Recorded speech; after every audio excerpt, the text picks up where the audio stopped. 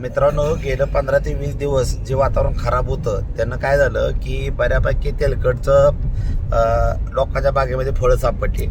तर मला असं सांगायचं आहे की अजून येत्या 17 तारखेपासून ते 25 तारखेपर्यंत आपल्या भागामध्ये पाऊस पडण्याची शक्यता आहे. तर आपण जे प्रिव्हेंटिव्हमध्ये जे बॅक्टोचं हात घेत होतो ऑर्जिड ॲग्रोचं, ते हात रिपीट करा आणि वाटलंच तर मध्ये 2 ते 3 स्प्रे इशा ॲग्रोचं प्रोपॅक मारू शकता. तर अशा पद्धतीनं स्प्रे घ्या.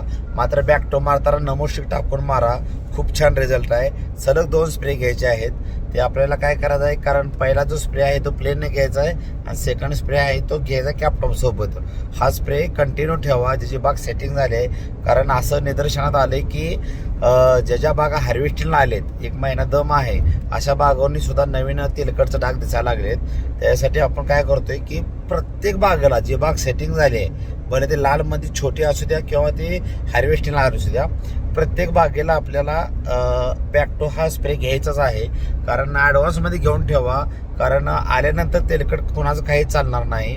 100% आपल्याला स्प्रे हा घ्यायचाच आहे. दुसरी गोष्ट अशी की वेट झोन जे आहे ते ड्रिपमधनं कंपल्सरी सोडायला चालू करा. पोटॅश भरपूर प्रमाणात जातं आहे. एक तर साईजमध्ये फरक पडणारच आहे, प्लस दुसरी गोष्ट म्हणजे काय होईल की आपण तेलकटपासून पण 100% वाचणार आहे. ठीक आहे. आणि वजन ज्याला पाहिजे असं त्यांनी झुमचा वापर करा. आपले बरेच व्हिडिओ या गोष्टी तुम्ही बघितले असतील किंवा बघत आहात.